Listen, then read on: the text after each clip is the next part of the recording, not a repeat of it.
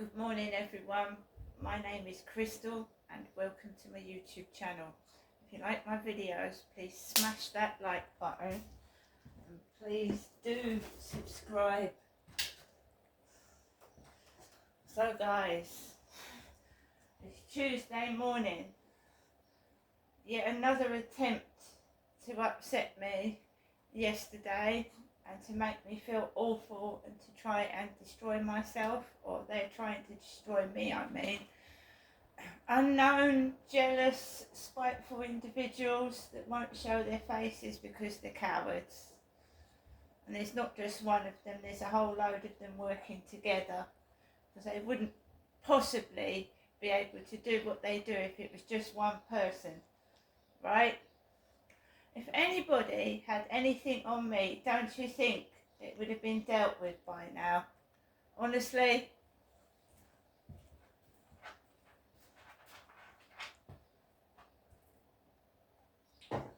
They think you've got nobody, but I have got somebody. I have got people, you know. They might not be in the vicinity where I live, but I've got people if I need to call on them. And yes, I do think my mother's involved in it, my own mother. Because maybe not directly, but obviously, why is she ringing the phone several times a day asking where I am and what I'm doing, etc.? That's unnecessary. When you see your mother once a week, right, and you've got each other's phone numbers, so if there's any trouble you can ring, why is it a necessity to keep ringing my phone? And it's not because she wants to speak to me, it's because she wants to find out things, or she's trying to it's the way my mother speaks. It's not like a normal mother. It's not like a normal friendly mother that supports you, hangs around with you, and like, you know what I mean? It's not like that. When I try and speak, I'm cut off. I can't get my point of view across. That's not having a conversation with your daughter. A conversation is a two-way process. Someone speaks, you speak back. My mother just speaks and I can't speak back. That is not a conversation with somebody.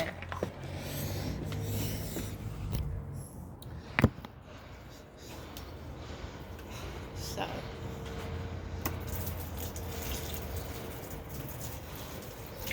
watering our plants this morning.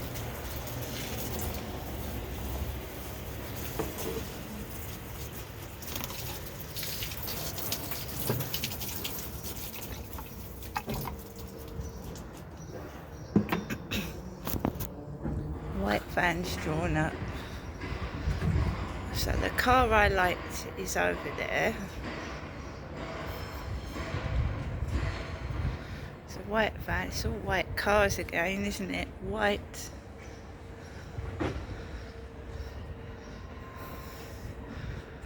So that's my plants. So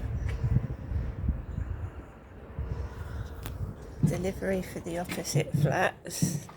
Delivery for the opposite flats. This is all after one of my sons and his girlfriend left on Sunday morning when I thought I was going to the seaside, right?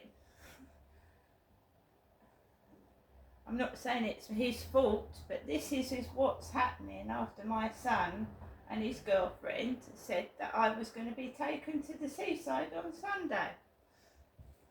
And we didn't go. Don't get me wrong, I'm not saying it's my son's fault.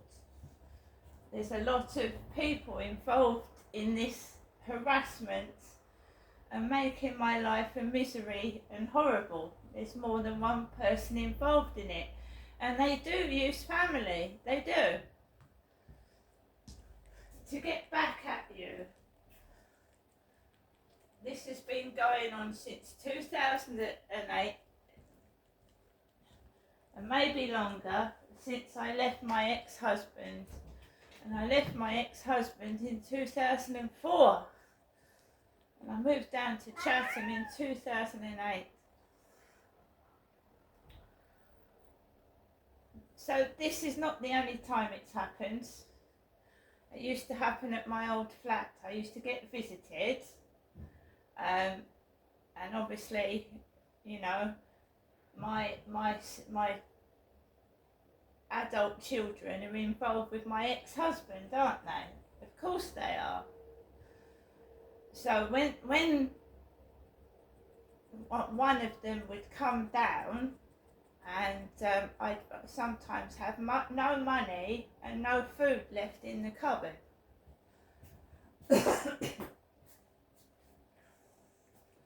So I'd have no money or food left in the cupboard.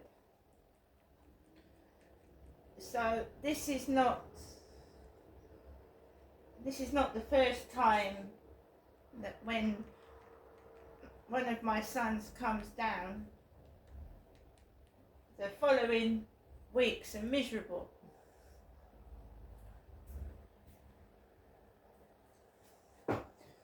Don't get me wrong, I'm not blaming them. I think there's external outside influences as well. Like someone's telling them to do it.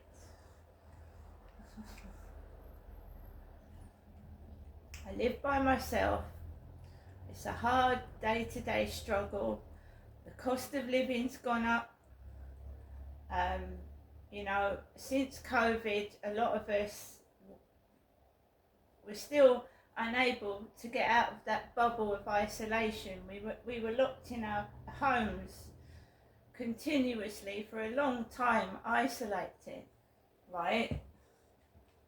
So people that had never had mental health problems started to get mental health problems. So other people, you know, isolating and being by yourself can, can cause mental health problems. So why do you think that prisons put people in solitary confinement? Solitary confinement is a punishment. It's not a pleasure to be put in solitary confinement, is it? So can you not see that these people are torturing me? They're torturing me. It's a form of punishment. Isolating somebody is a form of punishment. And I have done nothing wrong. Every time I talk to somebody, that person either moves or the conversation's cut off. I tried to have a phone conversation to my son before he came down to see me, and he said, "Don't mind about that, don't talk about that."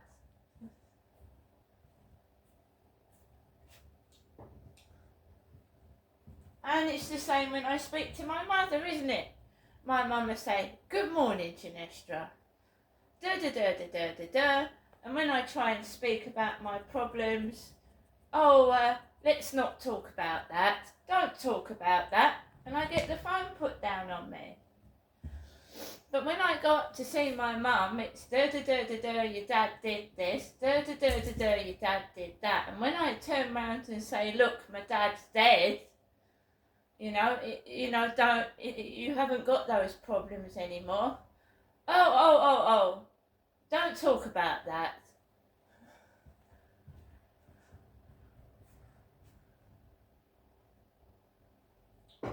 So how am I, Crystal, supposed to have a conversation with anybody?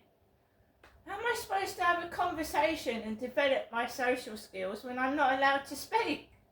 I mean, really?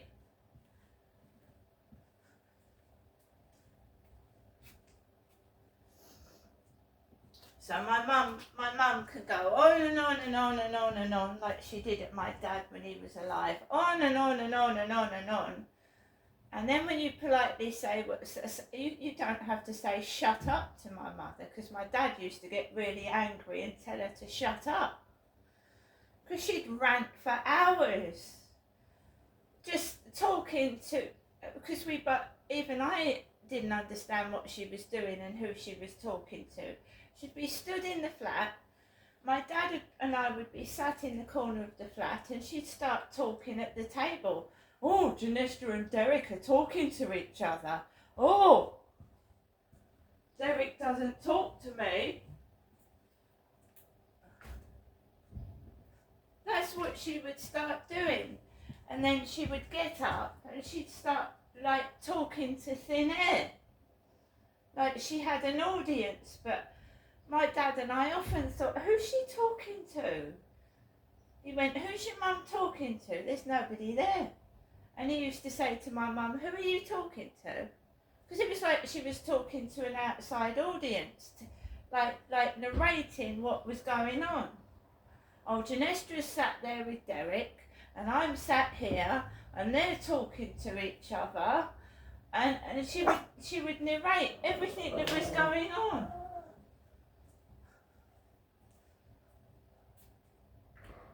And it's 100% true. My dad used to get very cross because she used to murmur under her breath and say things about my dad, and he used to go, what did she say? Max, don't. My dad would go, what did your mother say? What did she say? What did she say about me? And then he'd get up and get angry. And now my dad's passed on, she's doing it to me. Talking about me under my breath.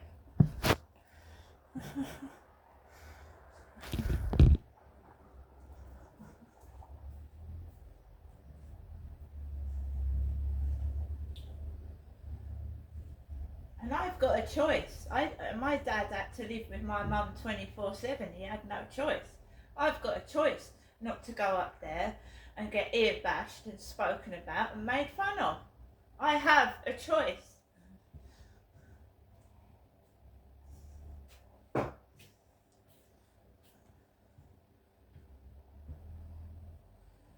I've not had, my mum, when I was little, was in and out of mental health institutions. So I just remember doing errands, sweeping the stairs with a dustpan and brush, doing errands, being told to go to the baker's, go to the shops while my mum led on the sofa. I didn't have a very lovely childhood at all. No, it was awful. My mum was not a mum and my dad wasn't a dad. It was awful. I got through it.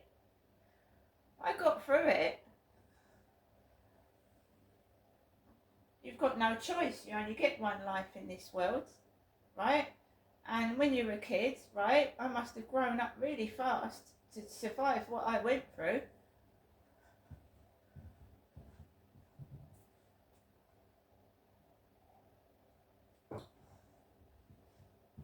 You know what got me through? Books, reading, knowledge, learning about sexual abuse when I was a kid and what was going on.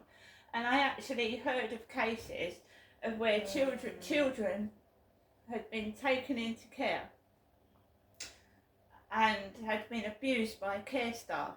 And I thought to myself at the age of 11 and 12 that it's better the devil you know than the devil you fucking don't. Right?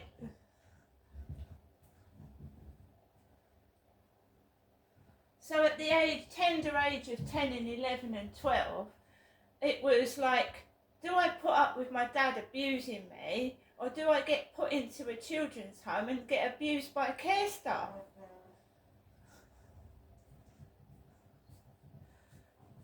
Yes, I did question God as a kid. I thought God must bloody hate me for putting me through this. But then I love life, and I love life as a kid. even though I was on my own and bullied at school, I looked up to the sky, I saw the sun and the blue sky, I saw the flowers, I smelt the air, and I thought, I'm fucking lucky to be alive. There's kids out there that have suffered like I have, and they've been murdered, and they don't wake up and see the sky, they don't smell the flowers. And I think there was at least one thing that stopped men, male predators, coming near me, and that was because I was quiet. I was taught that a lot of men, when they pick a victim, they like them to make noise. They like to hear someone's misery, and they're screaming. And they like them to move about and wriggle. It excites them. So I kept my mouth shut, and I fucking didn't speak. And they don't like that, and they didn't like it last night when I was quiet in my flat for hours and I didn't say a fucking word. Because they like a performance, they like to destroy, they like to cause pain, and they like to cause misery. And if you're sat there, nice, calm, cool, collected, reading a book, watching the telly, whatever, that makes them unhappy. They don't like it. They like to cause misery, mayhem. They like to be in control. And so does a predator, a serial killer, whatever. They like to be in control. And when they're not in control, they can actually be very dangerous. So last night I got bombarded with messages off of Flirt Finder, and now I've deleted it. Right? I've taken all my photographs off and I've deleted it. There is only one person in my life that is destroying it right now, and that is my mother. My mother. My own mum.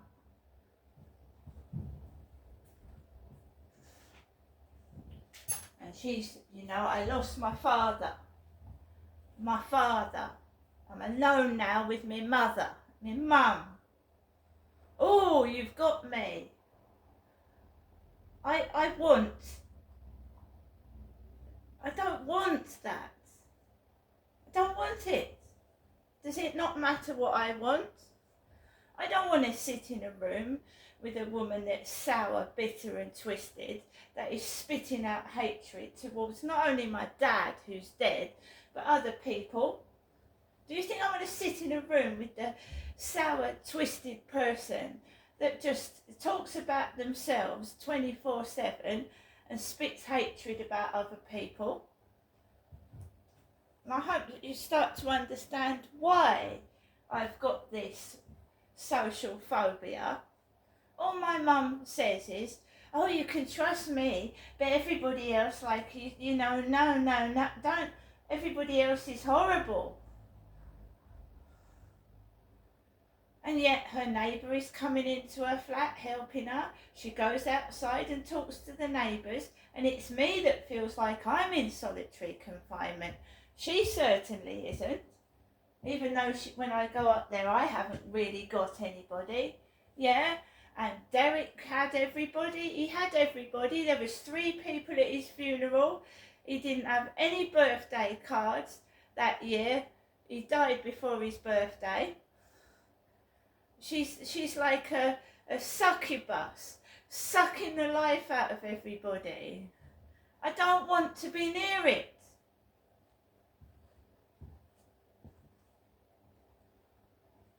And what was she, when I went round there on Friday, she looks like an old man. She's brushing her hair back, it's receding like an old man. She's got this big belt. My father was afraid of belts, my dad Derek was. So she's got this big black belt. I think his dad used to whip him with a belt when he was a boy. So she's got this thick black belt. And it's too big. so, you know, she's got it sticking out. So she's walking around with a belt that's sticking out.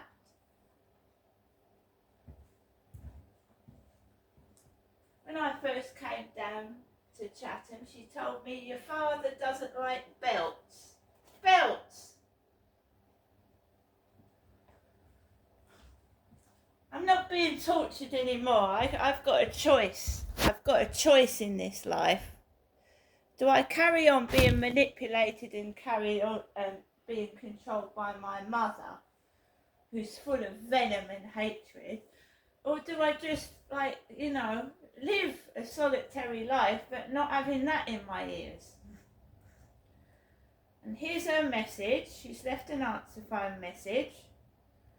So when I was I was left alone Saturday evening and Sunday morning, just like she did with my dad. My dad used to abandon me at caravan parks. My dad used to do, and she would go, if your dad does anything, you can call me. So same thing. Now one of my sons is acting like my dad used to, right? Gets all ready Sunday morning to go to the seaside, and just after 10 o'clock in the morning, I get a message saying, oh, I can't make it, we've got to go. And that's exactly what she did with my dad, right? And then she used to say, if you've got any problems, you can always call your mother, Ginestra. And this is what's happening now. My son was acting like the way my dad was. And then she rings. I hope you've had a lovely day. I'm in all day. You can always call me. I don't want to. Welcome to your EE voicemail. You have 2 new messages and 2 saved messages. First, new message. Received yesterday at 7:31 p.m. Good evening, Ginestra. This is your mother, I think Jennifer. we've heard speaking. that. The school mistress voice. We've heard that one. Your message will be saved for 7 days. Next, new message. Received today at 8:40 a.m. Good morning, Ginestra. This Tuesday morning. Hoping you're okay. Thinking of you and hoping to see you later on in the week. Okay, Ginestra, this is just an early morning call letting you know that I do think about you, I do care, and I hope you have a good day. Okay, bye for now. No. It's the only person in my life. Everybody else is gone. When I had boyfriends, she was constantly on the phone. When I was married, she was constantly on the phone.